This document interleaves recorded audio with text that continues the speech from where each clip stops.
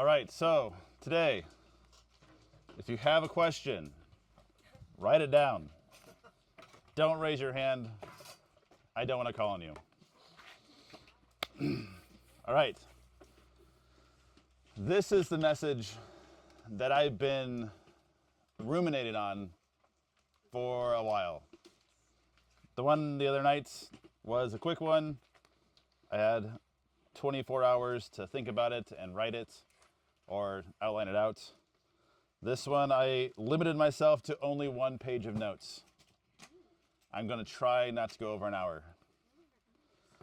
A movie came out when I was young that hopefully you all watched at some point in time because it's actually pretty good, called Osmosis Jones.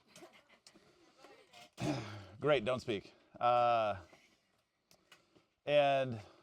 in it, the main character, Bill Murray, gets sick. At one point in time in the movie, he has a monster zit forming on the middle of his forehead. And he's a kind of terrible dad, if I remember correctly. And he goes to his school, his kid's school, and is talking to his kid's teacher. And the monstrous zit on his forehead erupts and lands on the teacher's lip. I feel like that today. I am ready to erupt onto you all. I am the zit ready to be popped. There you go. I am aware of the last day of camp, and whoever is turned away from me, black or boy, you may turn around and face up here. That would be fantastic. I have been to like 20 of these camps, if my memory serves me correctly. I know how tired you all. So the more visceral I can be, the more attention I can get from you. And so I'm just jumping into that. Hence why I'm a giant zit, popping onto your lip. You will not forget that. There you go. All right. So, my message. Quick, grab a bucket. If you've heard the Jimmy John's commercial, that's where I got it from. If you haven't, you've lived under a bucket. But I grabbed that based off Philip's title that I knew a few days ago. But after Philip's message, I kind of had to change the way I wanted to approach my topic because I want to encourage you all today. I do know I spend a decent amount of time with you throughout the school year. I know that I can be blunt, abrasive, condescending, whatever. But, and I do try and tell you all occasionally that I really do enjoy you all. I really think you all actually are way better than most teenagers. I actually do enjoy spending time with you, unlike most teenagers that just bug me. So I am abrasive to you because I care. I want to be a piece of steel to sharpen you, not to dull you. So there you go. Sean's message, my recap from that is the fact that your souls are like soil, and what comes out is the evidence of what is inside. Ian harped on that God is sovereign over all for your good. And then he introduced tulip, which I then went in more depth upon in the next one. So, total depravity. You know, I reviewed it. The stinking you. Unconditional election. Thank you, wife, because I told her I always forget the you. Unconditional election, limited atonement, irresistible grace, and perseverance of the saints. All those things point to the sovereignty of God. It is all the end of God's sovereignty. God's sovereignty is potent, and you cannot thwart God's plan for you. Jonathan, knowing your theology allows you to act quickly within your ministry. He talked about automaticity, which is a word I just recently learned in out service this past summer. He didn't explain it. I had never heard of it, so I'm assuming a lot of you don't know it. Automaticity is the fact that you know something so well you don't have to think about doing it. That is automaticity, and it's a fantastic word. You all should have automaticity with your math facts by now. Which is where I actually learned it from. I was talking to Miss Mo Higgins about math facts, and she said they should have automaticity by 7th grade. I'm like, what is that word? And she explained it to me. And now I love the word, so there you go. But Jonathan spoke about automaticity within your theology, so your ministry is quick. And then Philip, I just basically took his main points. Be competent, be capable, be calm. Don't be scared, get uncomfortable. Tame the wild and make it teeming with life. I mean, we could have really ended that with that one. That was pretty good. But what happens, so he used the analogy of a boat. What happens if your boat gets a hole in it? Quick, grab a bucket. So, you might be wondering why I have my backpack on. Decent question. But it has to do with what I want today's message, the direction and flow of what I want my message on. So, here you go.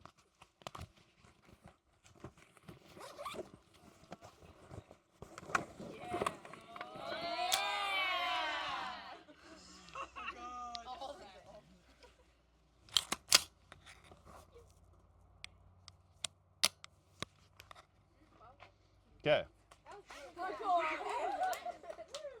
What'd I just do? Sam. You were ready and you pulled it out. No. I did a battle rep. Okay? Now, if there was really a problem, I would have grabbed a Meg, shoved it in, double tapped it, racked it back, and gone. Okay? But I did a battle rep. What is the point of a battle rep? To be prepared when something bad actually happens. So, today I want to be a battle rep for you for when something bad happens. Because that is the point of theology and worldview, is to give you the mind and framework and the thoughts to deal with this stuff when it actually comes up. You got to have it in you to an automaticity level so that when bad things happen, you have automatic responses and know exactly what to do. Okay? So, here's some battle reps for you. Now, bad things, evil. Fun times. I am not going to go into a firm philosophy or theology of evil today. I am merely going to give you some verses for you to ponder. Because there are myriads of opinions on evil, consequences, whatnot, within our church, and so I don't want to cross the line with your parents, so I'm just going to read some verses and allow them to speak to you. If you have a problem with the Bible, I don't care. So, Isaiah 45:7, God speaking, I make peace and I create evil. Exodus 7:3, God speaking, I will harden Pharaoh's heart.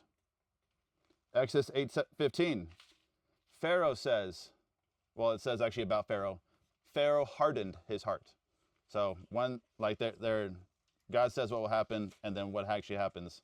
God says, I will harden Pharaoh's heart, and then it says Pharaoh hardened his heart. So those were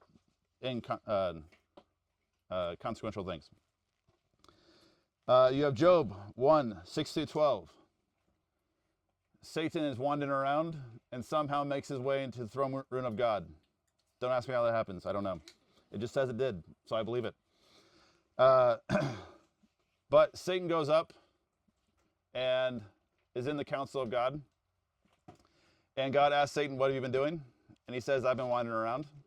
I'm paraphrasing. And God says, have you considered my servant Job? And Satan's like, of course he worships you. You've given him everything. And God says, great.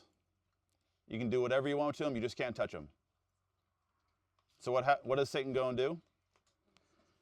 He took away 7,000 sheep, 3,000 camels, 500 yoke of oxen, so 1,000 oxen, 500 female donkeys, and kills his 10 kids.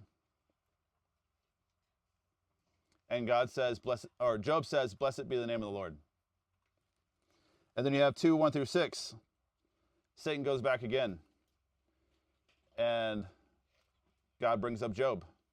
And Satan's like, you didn't let me touch him. And God says, great. You can do anything you want. You just can't kill him. Satan says, deal. Goes and gives him sores from the sole of his foot to the crown of his head, where he sits in ashes and scrapes them with shards of pottery. And his wife says in 2:9, curse God and die. And Job's response in 2:10, you speak as one of the foolish women would speak. Shall we receive good from God, and shall we not receive evil? Dang. That's in 2. Then I think, let's see, Job has 42 chapters. So the next, I'm doing math in the fly, 38, 39 chapters is basically Job and his friends counseling each other back and forth. They blame him, and he's like, dude, I haven't sinned. I haven't done anything. I don't know what's going on here. And Job is questioning God. And then God answers Job in a whirlwind and says, who are you to question me? And at the end of that, Job says, I put my hand over my mouth. And then God doubles everything Job had. So Job gets no explanation for losing everything, losing his kids, and getting sores top to bottom for however long. I don't think it says. But he got a word from God that he doesn't get to question the sovereignty of God. And he realizes, I'm going to put my hand over my mouth. I should not have said anything. And God says, you're right. Not actually, but yeah. So, why do bad things happen to you? I have a few things that I think happen. One is because you're stupid and you're being punished. That's a legitimate thing, which is why, like, Job's friend is like, Job, what did you do? Like, repent, sacrifice animals, you did something wrong. That was a very Jewish understanding of curses. If you obeyed God, you got blessing. If you disobeyed God, you got curses. It was very transactional to the Jewish people, which you see that in the New Testament when you had the blind man and the Pharisees bring the blind man up to Jesus, and the Pharisees are like, so who sinned, him or his parents, for him to be born blind?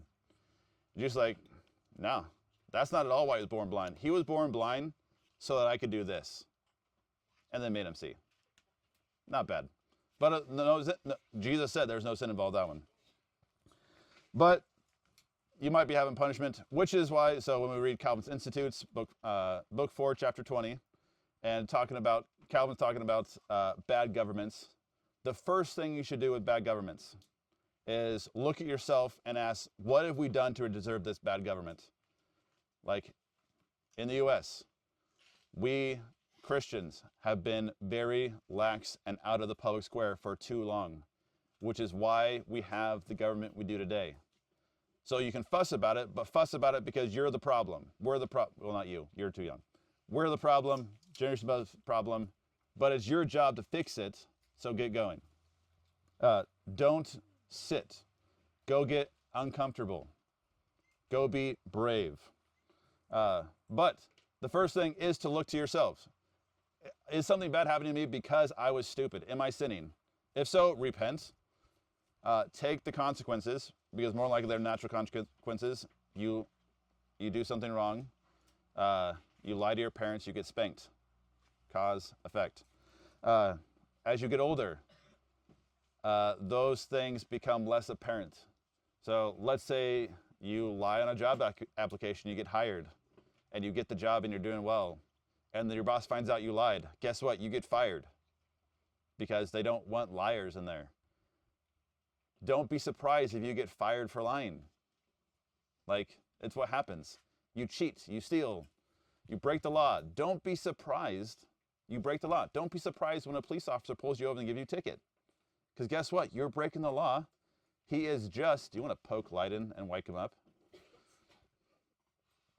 Head up, sir. Thank you much. Don't be surprised when you get in trouble for when you're doing something wrong. You can disagree with the thing, but then don't be surprised about it. Nathaniel Hawthorne actually wrote a really good essay called On Civil Disobedience. In it, he talks about there were some taxes he did not agree with in a city, and he didn't agree with the tax, and so he didn't pay them, and they threw him in jail. And his friends came to him and said, "Hey, do you mind if I bail you out?" He's like, "No, don't bail me out. I don't like this tax. I don't want it paid." And so they left him in there for a day. They felt bad for him, paid it anyway, and got him out. And so he did again and again. But that was his way of standing up to something that he thought was wrong. He disobeyed and joyfully took the consequence. So don't be surprised if you're doing something stupid that you get in trouble for it. That's what happens for being stupid. It's natural consequences. Repent, move on. Another thing why you may have bad things happening to you. You're provoking the prince of darkness and his people, and they get mad. Think of the Grinch on this one before he repents. So no matter, like the new Grinch is actually really good. The Benedict Cumberbatch one. The Who's are being super nice to the Grinch the whole time. And the more nice they were, the more angry he became. That is how pagans are until they repent. Don't be surprised if pagans hate you for doing good to them. They'll take it and say, you should have done it this way. Sorry. Not a mind reader here, but not really. But like you can't actually please people who are upset with righteousness. So like our neighbors who are upset with children singing happy birthday and laughing in our parking lot during reasonable hours of the day. There's nothing we can do except to cease to exist next to them. And so what do? We sing more on key. It's helpful. I was against cutting down the amount of times we sing happy birthday, but I didn't actually have a vote. I just voiced an opinion and we cut down anyway. So there you go. But you can't please unbelievers who hate God if you are acting like a Christian, because they hate everything about you. They will joyfully take the goodness you were giving and then spit in your face and say you should have done it better. Don't be surprised. There we go. Acts 5:41. The disciples were pulled in by the Jewish council for preaching the gospel in the town square. And I should have read more of that story this morning because it happens several times. I can't remember if in 541 is the time or not. 541 may have just been the warning, but another time they were beaten and then let go. So one or the other, it happened several times. But basically they were told, stop doing what you're doing, stop preaching Christ.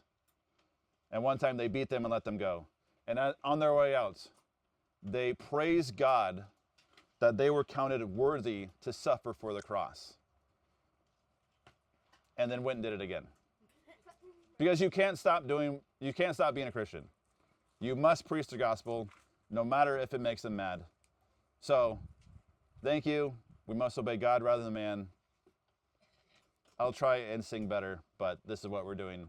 We're going to do what's right. So, they counted it a blessing to be beaten and sent on their way. Paul, I should have looked it up. There's the passage where he counts about all of his sufferings. Stoned, whipped, 40 lashes minus one. The Romans were really good at torturing people. They figured out that if they gave someone 40 lashes, most people died. And so they assigned 40 lashes minus one, because then most people wouldn't die from it. So they beat them to the inch of their life and then let Paul go several times. They stoned him, trying to kill him. Like when you stone someone, you are trying to kill them. Like you don't stone them to hurt them. You stone them to kill them. So he was buried forcefully under a pile of rocks and survived. Dug himself out of the pile of rocks and went back on preaching. And he counted it a joy. Great times. So, don't be surprised if this happens. If it happens, you're being a Christian, be the jovial warrior. smile and wave, boys. Smile and wave. Like, do it. It's the job. That is the job you're signing up for being a Christian, is to be beaten for Christ. So smile and wave. The last reason. Hey, I think I'm doing good on time. But I have more stories than the last point, so sorry. So, evil happens to you because you're being punished, because you're provoking the prince of darkness, or providence. God is bringing it to you. This is Job. And a lot of the time that you're going to have hardships happen, when you're young is normally punishment. After that, as you get older, within America, we still are not super in a negative world, so it still is not totally bad to say you're a Christian and whatnot. Most of the bad things that are going to happen to you today are going to be because of God's providence. So, and I have two portions for this. One is actually to direct you on your path. So, how are you going to get where you're supposed to be? Because you're going to, like, if you are gifted, if you are capable, if you're competent, and if you're calm, you're going to actually have a lot of options open to you. How are you going to decide? Well, God is going to direct your path. He's going to give you passions. He's going to give you something that you really love to do. And then he's going to, so I don't super like making things look beautiful. My wife and Claire actually really like it. I married my wife to help me with this. I told Becca when we were dating, I'm not fun. I'm marrying you to help me be fun. Unfortunately, I think I rubbed off more on her than she did on me. I think she's tons of fun. She has mellowed out significantly since she married me. I have definitely not increased as much in my exuberance as she has decreased in her exuberance. And that might be a bad on my part. I am getting slower. Sorry. Yeah.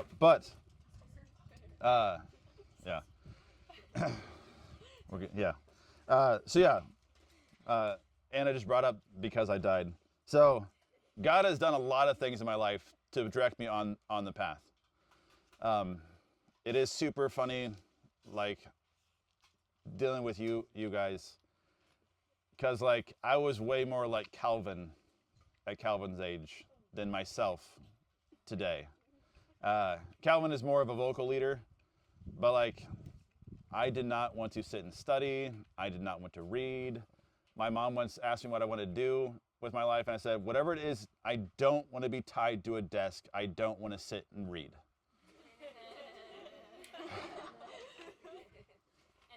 I now read for a living. But, like, so for me, my death was actually way more about directing my path. Because I went to sleep on whatever night it was, and I woke up 3 days later with a defibrillator. So I went to sleep on Friday, and then woke up on Tuesday. It was not very dramatic for me, because I lost all the memory. So I just went to bed and woke up 3 days later, and I have a new defibrillator, and I can't run anymore. Like, okay, this is what I'm doing. So, like, for me, it was not a traumatic event. But it totally directed my path. Earlier this year, Beck and I were trying to buy property. It got severely shut down. It really directed our path and what we're going to do with how, like, we as a family are going to spend our lives. People, like, we planned for several months on what we're going to do. And, like, it got shut down really abruptly. And people are like, are you doing okay? I'm like, dude, yeah, this is God's plan. It's God's sovereign. Like, we knew it would be a miracle if it happened. So if it did happen, it's God's blessing. We were not at all surprised when it didn't happen. Like, yeah, we're good. We know what our course is now. We're diving in. Moving on. Not a big deal.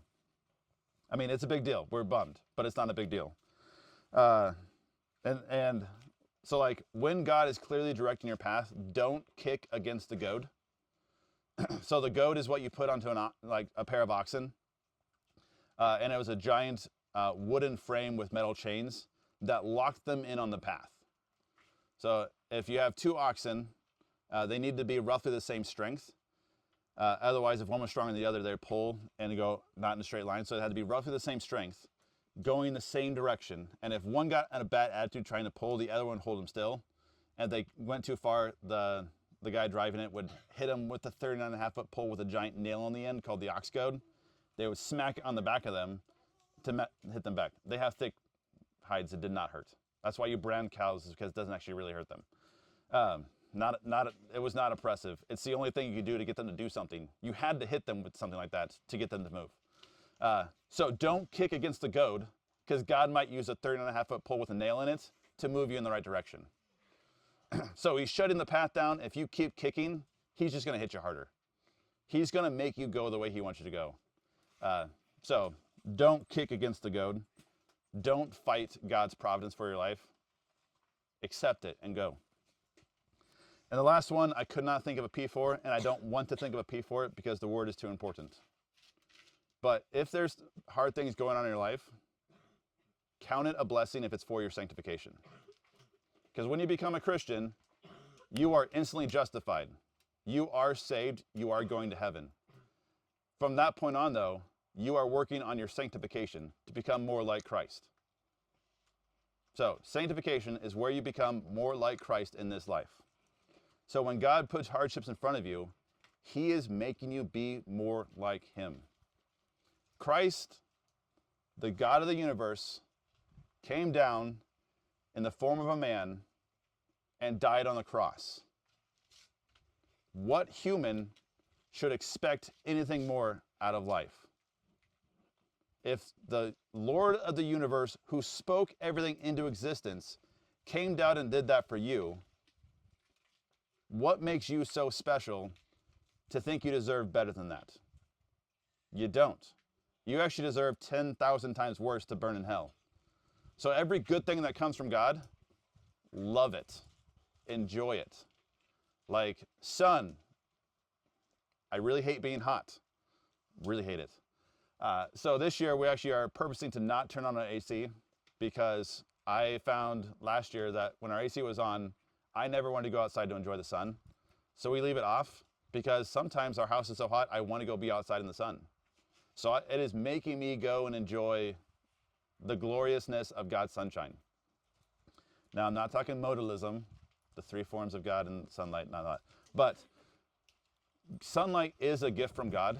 It makes everything grow. So go and enjoy it. The rain is way more in my wheelhouse. There is nothing better than playing a really hard soccer game in the rain. Like, that is a glory that you must experience. Playing really hard, slide tackling in the rain.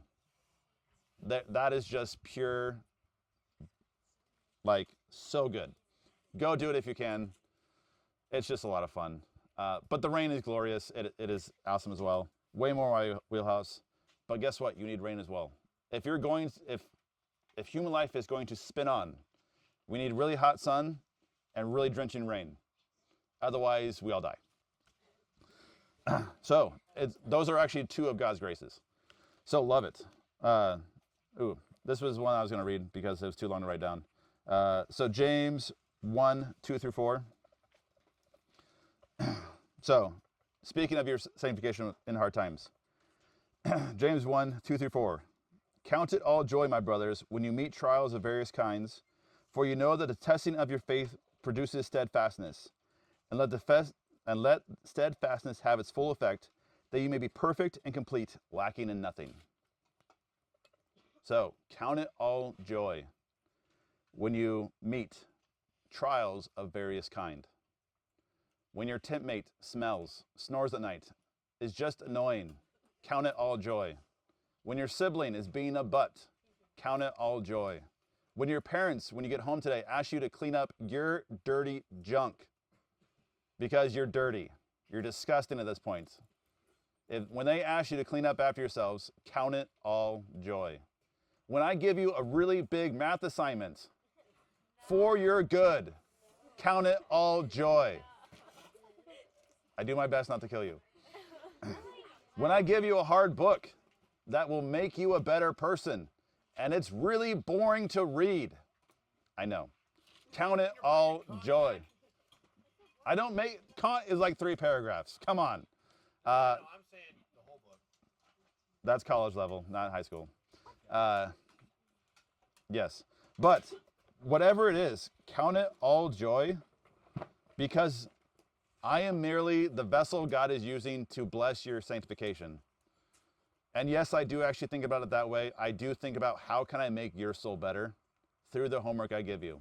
Because that is one snippet of the way I can influence you. When I critique you for being an idiot, it's because you're probably being an idiot.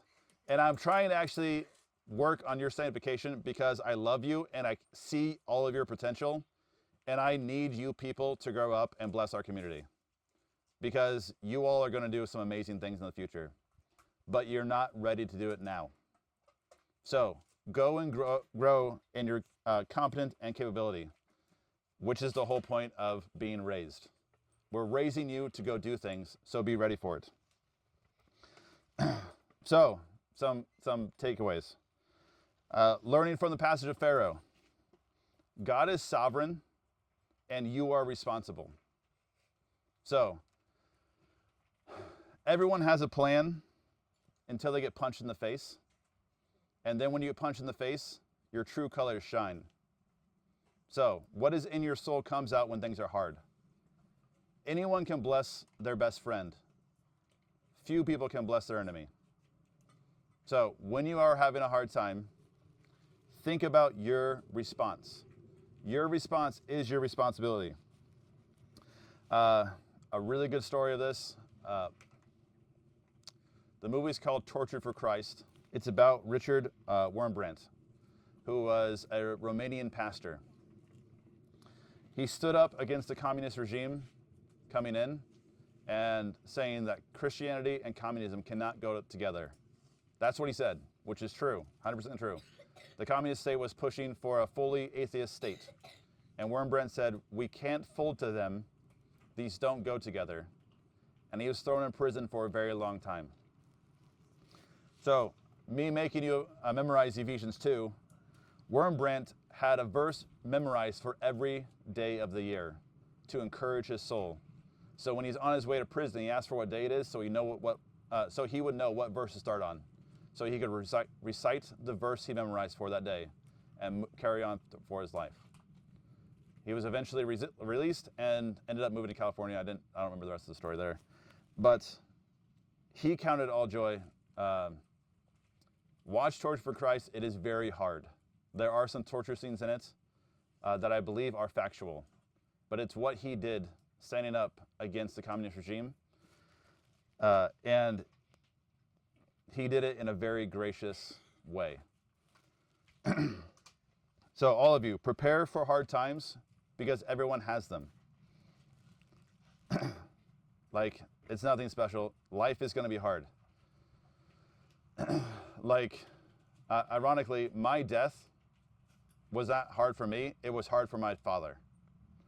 God actually used my death to prepare my dad to lose his company. So it was my death was not for my sanctification. It was for my dad's. My dad needed my death to learn how to trust in God, because it was momentary, and he was about to face about a year's worth of trial, losing the thing he built for the previous 10 years. So God used my death to prepare my dad for what was to come. So be ready for hard times. They will come. They will make you better. And I'm pretty sure my dad would appreciate me telling you this to show his growth. I don't remember a time my dad ever told me he loved me, except for after I died, when he started to tell me almost every morning. And he started to tell each of us kids that most every morning. I knew my dad loved me. He showed it. He's very much an action guy. He shows things way more than saying them. But after I died is when he actually started to tell me every morning when I got up, Grant, I love you. And I don't remember a time before that of him saying that. Not to say he never did, I just don't remember it. It was not common. Going along with Philip's analogy from last night, storms make skilled sailors, not calm seas. So there, if you've seen Master and Commander, there's a really good scene when the boat is nearly breaking apart, and Captain Jack is standing on the mast, wind in his face, rain running down him. Everyone else is freaking out, and Lucky Jack is standing there on the mast, smiling, because he's beating the sea gods. He was a skilled sailor and knew what to do. He was not afraid. Now, he did not know the master of the seas, as far from what we can tell. So you have the image of the 12 disciples in the boat, who were skilled fishermen. They were used to the torrent, like the Sea of Galilee actually had really bad storms, and no one was dumb enough to go out in them, but Jesus said, let's go, and they did. And so the fishermen were stuck in the middle of the Sea of Galilee in a storm that was going to capsize their boat. And they freaked out and said, Lord, we're perishing. Jesus woke up from his nap and was like, dude, guys, come on. Winds, calm down. Glass. And they're like, whoa. This guy has authority. You're not like that. You don't get to calm the seas. But be the type of person who is prepared for the storm. A man who is calm and in command when things are hard is the kind of man that can change nations and souls. Think of Mr. Giddings. Mr. Giddings does not freak out. If Mr. Giddings is moving fast, everyone better pay attention, because he, at this point in his life, he knows when things are a big deal and when they're not. Like a broken leg, not a big deal. Yes, okay, you're not going to die. Get you to the hospital. They'll get you sets. We got 12, 24 hours before there's a problem. Let's go. Don't freak out. But a man who is calm and in command is a man that can change people. They can change nations. They can change souls.